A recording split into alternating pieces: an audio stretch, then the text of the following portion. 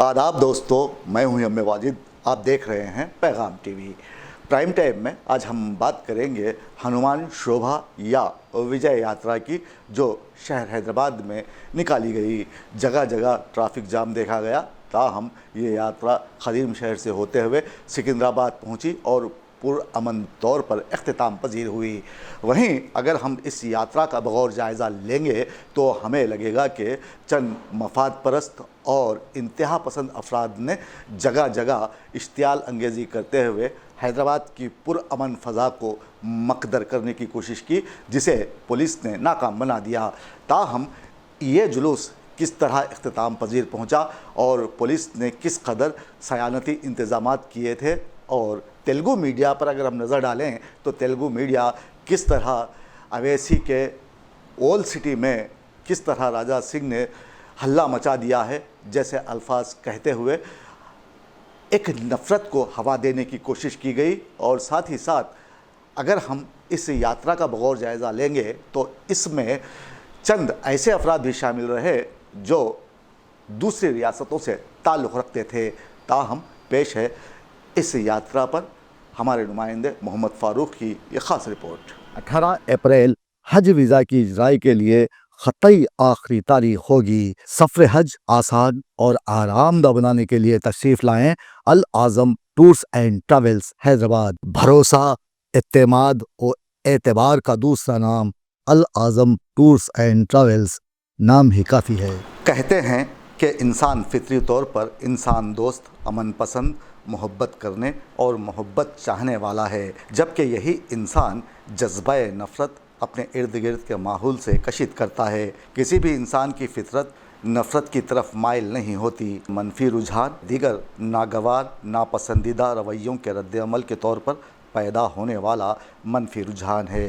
किसी भी इंसान के दिल में नफ़रत का मुहर्रिक बहुत सी माशरती नाहमवारियाँ हैं जो किसी न किसी गम व गुस्सा, जुल्म व नाइंसाफ़ी, ज़िल्लत व तहक़ीर, गैर मसावियाना रवैयों या फिर महरूमियों के रद्द-ए-अमल के नतीजे के तौर पर दिलों में पनपती है। मरकज़ी हुकूमत ने बड़ी चालाकी से देश भर में नफ़रत को परवान चढ़ाया। हैदराबाद में आज जब हनुमान यात्रा निकली तो मुख्तलिफ़ इलाक़े जात से नौजवान भगवा परचम हाथों में पकड़े झुंड की शक्ल में निकले और बाज़ाब्ता तौर पर उन्हें एक जगह जमा किया जाने लगा। एक शख्स को ये ज़िम्मेदारी दी गई कि वो रैली की शक्ल में विजय यात्रा तक नौजवानों को लाए। यह सिलसिला दोपहर तक चलता रहा। इसी दरमियान खदीम शहर में कई नौजवान लड़के लड़कियों ने लव जिहाद पर जुमले कसे। लव जिहाद से बचो। ये वो लोग हैं जिन्हें तेलुगु नहीं आती। ये लोग हिंदी पट्टी से यहाँ मेहनत मजदूरी करके अपना पेट पालने के लिए आए थे, लेकिन हैदराबाद ने उनके लिए ग़िज़ा का कुछ ज़्यादा ही बंदोबस्त कर दिया और वो यात्रा के पुरअमन माहौल में शरंगेज़ी करते दिखाई दिए। राजा सिंह गुडुम्बे को अवेसी के रूबरू खड़ा करते हुए तेलुगु चैनल्स ने लिखा, अवेसी के अड्डे में राजा सिंह का तूफ़ान। यह ऐसे जुमले थे जो मीडिया ने अदा किए जिसकी ख़त्ई ज़रूरत नहीं थी। रोटी के लिए दीगर रियासतों से आने वालों ने हैदराबाद को लपेट में ले लिया है। मुकामी अफराद भूख से मर रहे हैं और ये बिहारी और उत्तर प्रदेश के मज़दूर 100-200 रुपये में मजदूरी करते हुए यहाँ की दौलत को हथियाने का काम कर रहे हैं। और जब पेट ज़्यादा भर जाता है तो उन्हें लव जिहाद याद आ जाता है।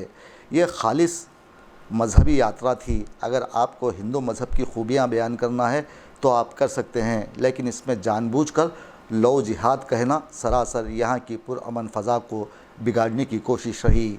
ऐसे अफराद पर पुलिस को शिकंजा कसने की ज़रूरत है, क्योंकि तेलुगु रियासतों की अवाम अमन पसंद है और गंगा जमनी तहज़ीब पर यकीन रखती है। आप सभी को ये समझ लेने की ज़रूरत है कि क्या ये अजीब बात नहीं है कि अक्सरियत अक़लियत से डर कर रहे, या लोगों में अक़लियत की शबीह कुछ इस तरह की बनाई जाए कि अक्सरियत में डर और खौफ खुद ब खुद पैदा हो जाए।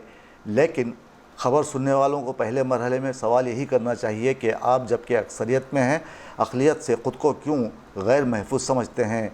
बाल्फाज़ दीगर अक़लियत का क्या डर और कौन सा खौफ, जबकि आप वसाइल और गिनती हर लिहाज से बेपनाह ताकत रखते हैं।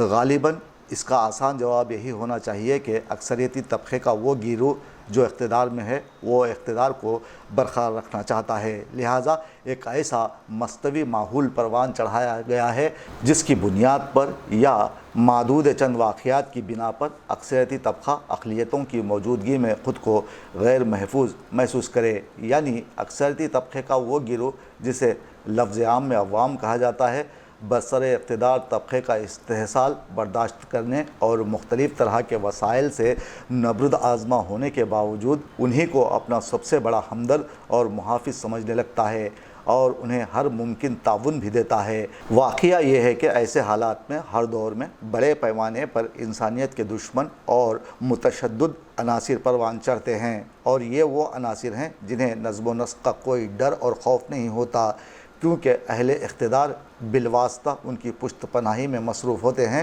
یا انہیں چھوٹ فراہم کرتے ہیں، جو دراصل امن و امان کے حقیقی دشمن ہیں۔ یہاں کانگریس حکومت کو چاہیے کہ ایسے واقعات کی روک تھام کے لیے آگے آئے۔